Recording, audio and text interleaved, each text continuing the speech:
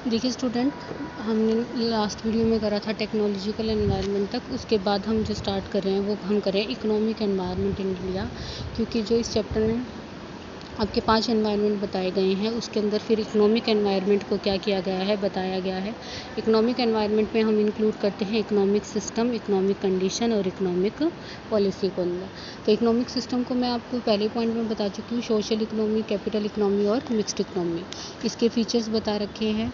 Mix economy के feature क्या, different sector है, पब्लिक सेक्टर है, प्राइवेट सेक्टर है और कुछ कुछ वैसे सेक्टर है जिसमें पब्लिक और प्राइवेट दोनों का अधिकार होता है। ठीक है। उसके बाद आपका क्या दे रखा है, more attention to the public interest पर ज़्यादा अटेंशन दी गई है। एनकरेज टू प्राइवेट सेक्टर को क्या किया गया है, ज़्यादा एनकरेज किया गया है। सेंट्रल प्लानिंग है, freedom in choice of employment है। इकोनॉमिक पॉलिसी के अंदर वही 3-4 पॉलिसी के नाम याद कर लेना। इकोनॉमिक कंडीशन के अंदर क्या है, फॉरेन कैपिटल क्या होती है, जो फॉरेनर्स हमारे यहाँ इन्वेस्ट करते हैं। इंडिया के अंदर ये देखा गया है कि फॉरेनर्स बहुत ज़्यादा इंटरेस्ट ले रहे हैं क्या, कैपिटल इन्वेस्ट करने में। अब आपने देखे हैं कोरोना के बाद भी आपने सुना होगा कि जो जापान की कंपनीज़ है वो चाइना से अपने प्रोडक्ट को हटाकर कहाँ लाने की सोच रही हैं, इंडिया में अपना प्रोजेक्ट लाने की सोच रही हैं। Supply of natural resources in India, the supply of natural resources is evident and they are fully being exploited. यानी कि कोल माइंस और इन सब का, फॉरेस्ट वगैरह का बहुत ज़्यादा एक्सप्लॉइटेशन किया जा रहा है क्योंकि यहाँ पर भरपूर मात्रा में थे ये। लेवल ऑफ इकोनॉमिक डेवलपमेंट क्या है, रेट ऑफ इंटरेस्ट क्या है, जो कि क्या कौन डिसाइड करती है, reserve bank of India decide करती है। नेशनल इनकम इंक्रीजेज हो रही है स्लो स्पीड से। इंडस्ट्रियल डेवलपमेंट कैसा है, गवर्नमेंट बार बार ऐसी पॉलिसीज़ लेके आती है जिससे देश के अंदर क्या हो, इंडस्ट्रियल डेवलपमेंट हो। फिर इकोनॉमिक रिफॉर्म्स में 3 पॉइंट बताए गए हैं, लिबरलाइजेशन, प्राइवेटाइजेशन और ग्लोबलाइजेशन। ये तीनों पॉइंट आपने अपनी 11th क्लास की इकोनॉमिक्स में भी करे होंगे, लेकिन इन पॉइंट्स को आपको 2-2 नंबर के हिसाब से याद करना है। लिबरलाइजेशन का मतलब क्या होता है, उदारीकरण। प्राइवेटाइजेशन का मतलब क्या होता है, निजीकरण। और ग्लोबलाइजेशन का मतलब क्या होता है, वैश्वीकरण। तो liberalisation means unshackle the economy by bureaucratic cobweb and make it more competitive. यानी कि जो इकोनॉमी है उसको क्या करना, सरकार के हाथों से हटाकर अधिक से अधिक उसको क्या बनाना, कॉम्पिटिटिव बनाना। यानी कि सरकार के जो बहुत सारे क्या होते थे, प्रतिबंध हुआ करते। लिबरलाइजेशन का मतलब उदार हो जाना। सरकार ने क्या कर रखे थे, पहले बहुत सारे प्रतिबंध लगा रखे थे। जैसे कैसे प्रतिबंध लगा रखे थे, लाइसेंस लेने का, मोस्ट ऑफ द इंडस्ट्रीज़ को लाइसेंस लेना पड़ता था, उन सबको हटा दिया गया।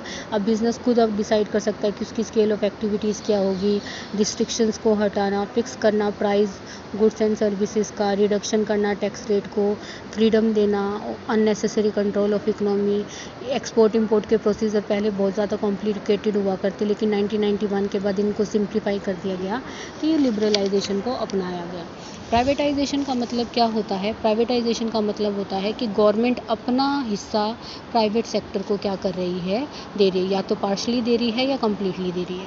देखो पहले क्या होता था, केवल इलेक्ट्रिसिटी पर किसका अधिकार होता था, गवर्नमेंट का होता था। लेकिन अब आप देख रहे हैं ना, इलेक्ट्रिसिटी भी किसके हाथों में आ गई है, प्राइवेट सेक्टर के हाथ में आ गया। ऐसे ही पेट्रोलियम भी आ गया। और अब धीरे धीरे तो जो अब की करंट में चल रहा है वो क्या है, रेलवे को भी सरकार क्या करने जा रही है, प्राइवेटाइजेशन करने जा रही है। तो ये प्राइवेटाइजेशन का मतलब क्या है, पब्लिक सेक्टर में अपनी हिस्सेदारी गवर्नमेंट कम करके किसको बढ़ा रही है, प्राइवेट सेक्टर की हिस्सेदारी को बढ़ा रही है। इससे क्या होता है, गवर्नमेंट मशीनरी का साइज रिड्यूस होता है, फाइनेंशियल बर्डन कम होता है, पब्लिक सेक्टर का रोल रिड्यूस हो जाता है, spending of economic development, increase in government treasury. और ग्लोबलाइजेशन का मतलब क्या होता है, free flow of goods and services on all the country, free flow of capital all the country, free flow of information. Globalization का मतलब होता है देश की अर्थव्यवस्था को विश्व की अर्थव्यवस्था से जोड़ना।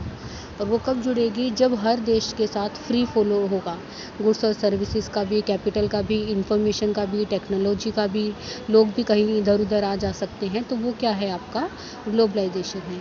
The same conflict solving technique in all the countries, यानी कि कंट्रीज़ में क्या की जाए, कॉन्फ्लिक्ट को सॉल्व करने की भी टेक्निक को अपनाया जाए। इकोनॉमिक रिफॉर्म्स के ऑब्जेक्टिव क्या क्या है, देखो मॉडर्नाइजेशन ऑफ इंडस्ट्रियल सिस्टम करना। इकोनॉमिक रिफॉर्म्स का क्या उद्देश्य था, क्यों अपनाए गए थे, प्राइवेट इन्वेस्टमेंट को इंक्रीज करना, फॉरेन इन्वेस्टमेंट को बढ़ाना, अनप्रोडक्टिव कंट्रोल को हटाना, फिक्सल डिफिसिट को कम करना, फॉरेन इन्वेस्टमेंट को इंक्रीज़ करना। तो ये ऑब्जेक्टिव थे इकोनॉमिक रिफॉर्म्स के।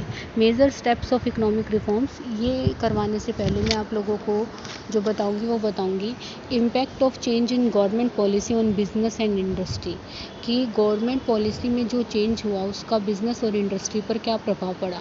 इंक्रीजिंग कंपटीशन, इसके कारण क्या हुआ, कंपटीशन इंक्रीज़ हुआ, क्योंकि गवर्नमेंट ने क्या करा, इंडियन कंपनी स्पेशली जो सर्विसेज सेक्टर में टेलीकम्युनिकेशन, एयरलाइंस, बैंकिंग, इंश्योरेंस, अब आपने देखा होगा ना पहले डाटा कितना महंगा आया करता, और अब क्या हो गया है, टेलीकॉम इंडस्ट्री में इतना ज़्यादा कंपटीशन बढ़ गया है कि हमें रिचार्ज पर क्या मिलने लगा है, फ्री डाटा मिलने लगा है। पहले तो लोग देख देख के नेट चलाया करते और अब फ्री फ्लो ऑफ नेट चलने लगा है।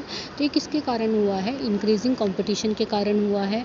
इंक्रीज कंपटीशन क्या करा है, जो एडवर्स इफेक्ट डाला है बहुत सारी कंपनीज पर, जैसे वेस्टर्न कलर टेलीविज़न था, वो lost much ground in the TV market, it contribution to market almost negotiable. यानी कि इसका क्या हो गया था, जब कंपटीशन आया तो टीवी मार्केट से इसका नाम एक तरह से हट ही गया था।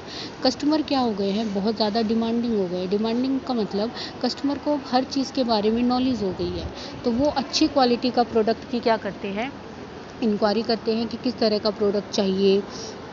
ठीक है, these days because of the availability of enough information the area of customer demand has increased considerably, they have started buying goods and services। ठीक है, rapidly changing technological environment, business environment का इम्पैक्ट क्या हुआ, government policy की technological environment क्या हो रहा है, बहुत ज़्यादा जल्दी चेंज हो रहा है। The reason is increasing competition, एक पर्टिकुलर कंपनी रिमेन तभी रह सकती है मार्केट के अंदर जब वो अपनी क्या करती है, नई टेक्नोलॉजी को, लेटेस्ट टेक्नोलॉजी को जल्दी से जल्दी अडोप्ट करती है।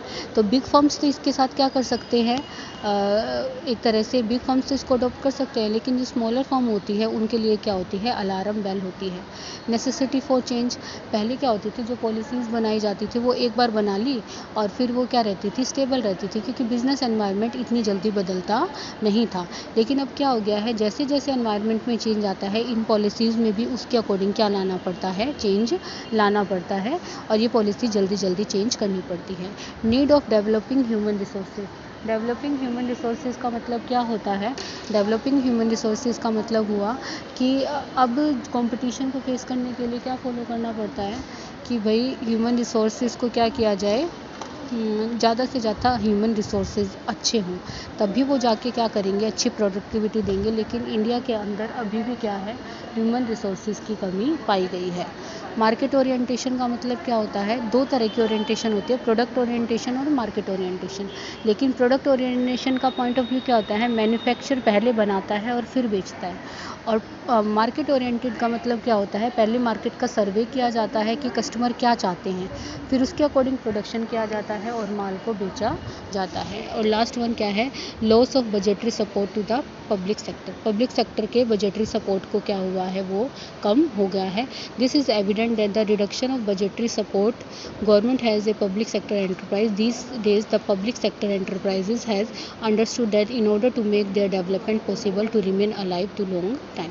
पब्लिक सेक्टर समझ गया कि अगर उसे लंबे टाइम तक जीवित रहना है तो उसे अपने रिसोर्सेज को अच्छे से यूटिलाइज करना पड़ेगा। ठीक है।